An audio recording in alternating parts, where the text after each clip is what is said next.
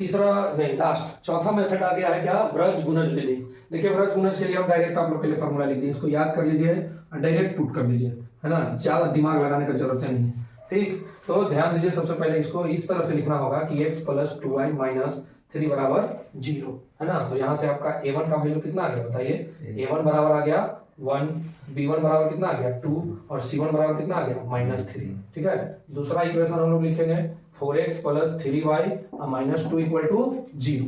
देखिए ना जी, तो यहाँ से a2 का वैल्यू कितना आ गया 4, b2 का वैल्यू कितना आ गया 3 और c2 का वैल्यू कितना आ गया -2। अब x बराबर फॉर्मूला लगाइए, क्या है b1 c2 minus b2 c1, नीचे वाला दोनों में सेम होता है जी, a1 b2 minus a2 b1। ठीक, x इक्वल टू b1 का वैल्यू कितना है जी 2, तो 2 इंटू c2 का वैल्यू कितना है -2, है ना, बीच में माइनस है तो माइनस रखेंगे, माइनस क्या है b2 c1, तो b2 कितना है 3 और c1 कितना है -3, अब बटा a2 b1 a1 b2, तो a1 1 है और b2 कितना है 3 माइनस a2 b1, तो 4 गुने 2।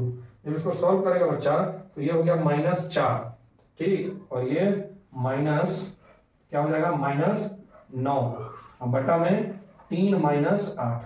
ठीक है, तो ये ध्यान दो क्या हो जाएगा, ये आपका हो जाएगा यहाँ पे अगर इसको सॉल्व करोगे x इक्वल टू, तो -4 प्लस 9 बराबर -5।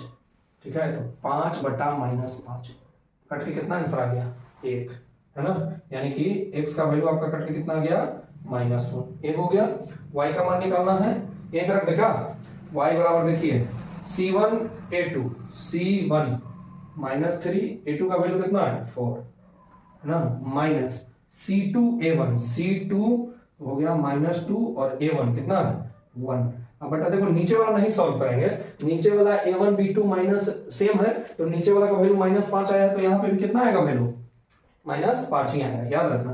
तो y बराबर -12 और -2 बटा में -5, तो इसको सॉल्व करोगे तो -12 प्लस में 2 और बटा में -5, तो y बराबर क्या हो जाएगा -10 बटा में -5 कट के हो गया 2, तो y बराबर 2 और x बराबर कितना आ गया -1। फिर से देखो चौथा विधि से भी हम लोगों ने इस मैथ को बनाया और सबका आंसर 1 आ गया। तो यह एक वीडियो रहा 30 या 32 मिनट का, जितना भी गया हो, और उसमें आपको